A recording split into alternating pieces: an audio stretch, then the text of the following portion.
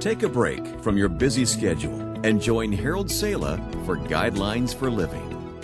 When I was in college and my roommate started dating, it was easy to tell when he fell in love. For one thing, he walked around glassy-eyed and his nose actually turned red. We also knew something was going on when he stood in front of Judy's picture hours at a time and made strange sighing noises. How do you know you're in love? Is there really a yardstick that you can use for a measurement?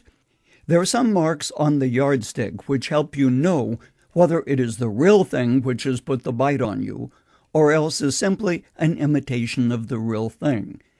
Something which has momentarily affected your sanity, which is certain to pass.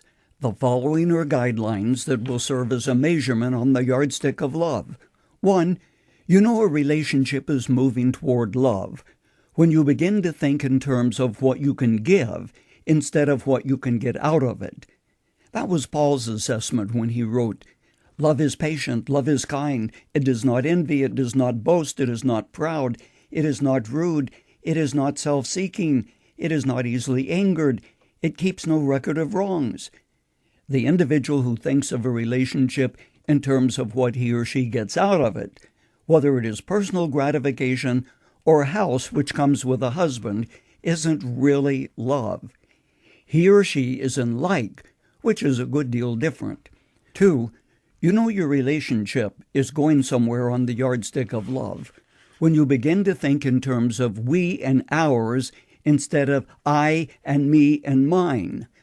A good marriage is the merging of two lives into the fabric of oneness, while at the same time each maintains his own personality and identity.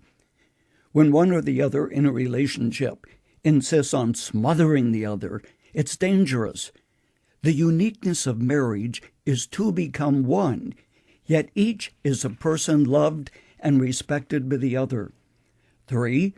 You can be quite certain a relationship is moving towards love when you're convinced your life would not be the same without the other. Paul wrote, "Love always protects, always trusts, always hopes, always perseveres. Love never fails." These ingredients contribute something of great value to a relationship which enriches without limitation. 4. You're taking another step toward the goal of lasting love when you have disagreements and learn to resolve them peacefully. Couples who really love each other never argue or disagree. Right? Wrong. They do disagree. They may argue, but they learn how to resolve conflict without turning on each other and destroying the cathedral of their love. They attack the problem, not each other. Whether they never go to sleep without kissing and making up, or else sleep on it, letting their tempers cool, then resolve the problem, they know that to move on in their relationship, they must resolve what bothers them. Conflict never destroys a relationship. It's the refusal to resolve one that does. 5. You're moving towards mature love when you're able to communicate with each other at a deep and a personal level. Part of this is being comfortable with each other as you are, without pretending to be more or less than you really are. It includes a relationship with God, whereby you both acknowledge your need for His help and guidance. Frankly, I succumbed to this condition called love long ago, and I am still blessed by the same thing. What really counts is not what you get out of a relationship, but what you put into it, and that's the truth. You've just heard Dr. Harold Sala with Guidelines for Living.